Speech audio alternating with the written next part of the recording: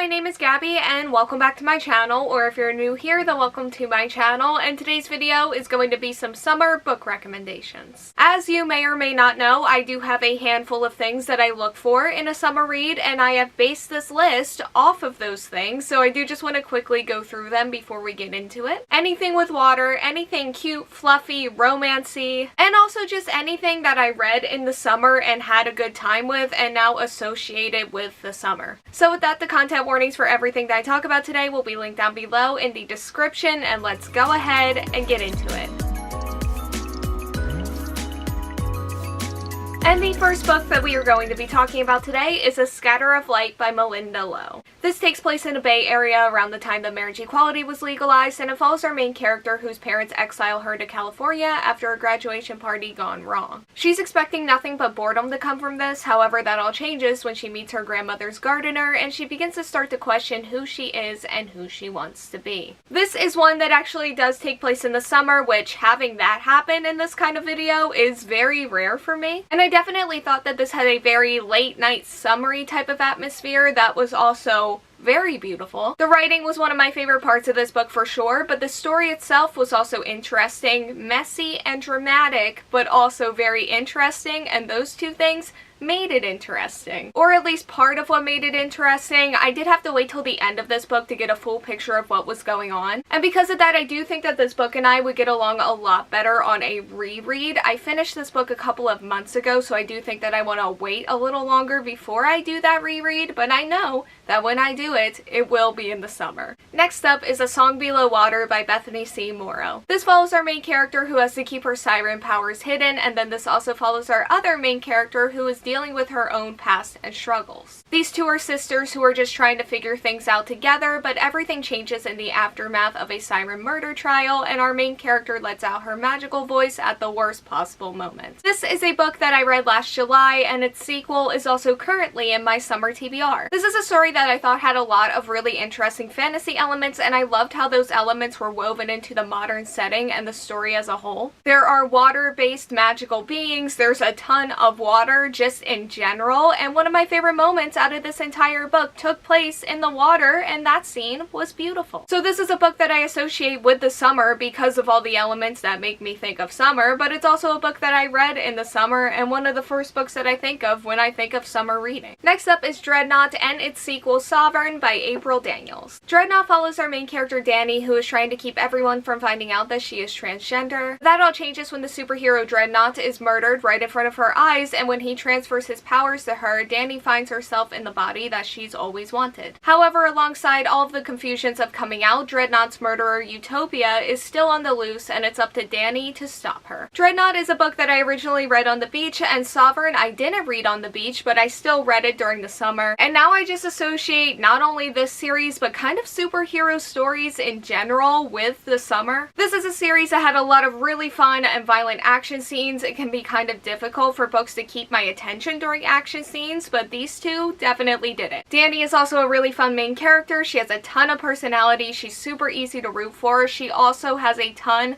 of really terrible people in her life, so once again, content warnings will be linked down below. There's also a cute romance in here that I really like, and this is just a world that I think has a lot of really cool and interesting elements and stuff going on. And there will be a third book to this series eventually, and I am very much looking forward to whenever that book comes out. Next up is Flip the Script by Lyla Lee. This follows our main character who lands the lead role in a brand new K-drama. She agrees to a contracted romance with her co-star who is falling for her, but she's not really interested in him beyond what that contract entails. However, when a showrunner brings on a new lead actress who challenges our main character's role as the main love interest, our main character has to fight to keep her position while also now falling for her on-screen rival. This is one that does mostly take place in cold weather, so I am purely basing this choice off of the light-hearted fluff and just joy that I got from reading it. And oh, is it ever fluffy. The romance and the friendships are some of my favorites ever. They go to a lot of really fun places faces, and there's really adorable banter and just amazing moments between them all. And this book also does dive into the dark sides of the industry as well. It was a quick read, but the amount of joy that I got from this book in such a short span of time is honestly very impressive. And I just can't imagine ever reading this book without it being bright and sunny and warm, so I put it on this list. Next up is In Deeper Waters by F.T. Lukens. This follows our main character, who is a prince who is on his coming of age tour. This is his first time really outside of the palace, as he has been trying to hide his forbidden powers. His big adventure begins when his crew that he has been traveling with discovers a mysterious passenger who he is then instructed to watch over. More water and also more magical beings. I really love the magical elements of this story. Like, I didn't want this book to end once I got to like the last third of it, because one, I got way too invested in the characters and the romance, and two, there was a lot of really interesting things going on, specifically with the magic and with the characters and with the world itself, and I wanted to know more, and I still do. And I do think that this book was a little bit too surface level when it comes to that and the world building, but it was also so wholesome and so cute, and that is what I think about when I think back on this book, and that's really what matters most here. Next up is The Deep by Rivers Solomon. This is a novella that follows the water-dwelling descendants of African slave women who were thrown overboard by these slave owners. Our main character holds these memories for her people as they are too traumatic to be remembered all of the time. This is a role that is very demanding of her. So when it comes time for her to share these memories with her people, she flees before it is time for her to take them back. As you can see by the cover, this novella takes place entirely in the water, and when it's not underwater, they're definitely still around water, and water is still relevant. This is a story that also just has a lot of really beautiful and really lyrical writing, and also a really interesting character deep dive, and just a really interesting story all around. The first time I read this book was on a beach. The second time was actually in the spring, but when I was reading it then, I wish that I was rereading it during the summer. I enjoyed this book for the most part when I read it the first time around, but it was on the second read that I really started to love it. It's definitely become a favorite of mine, and I'm definitely searching for my next book from this author. Next up is The Dragon's Promise by Elizabeth Lim, which is the sequel to Six Crimson Cranes. Six Crimson Cranes follows our main character Shiori, who has a secret forbidden magic, and before her betrothal ceremony, she loses control over that magic. Although she has successfully stalled the wedding that she does not want, she accidentally gains the attention of her sorceress stepmother. So Six Crimson Cranes is actually one of the main books that I think about and recommend when it comes to the spring, but The Dragon's Promise is just so based around water and watery magical creatures for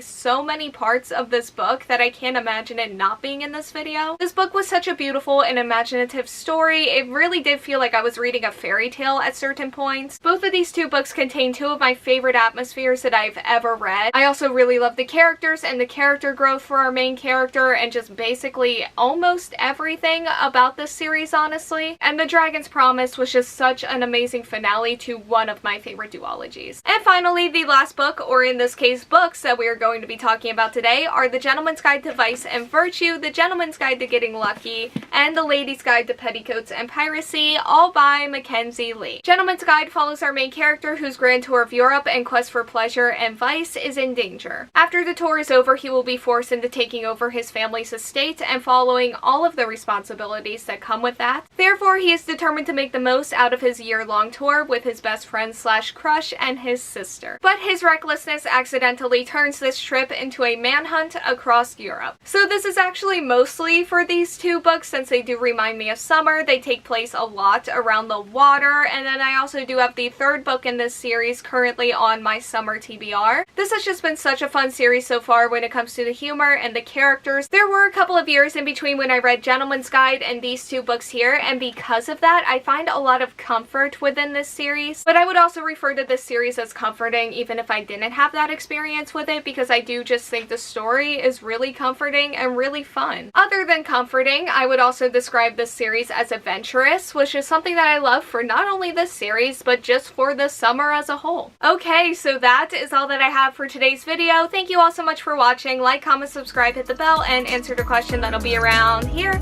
if you want to do that, and hopefully I will see you here next time. Bye!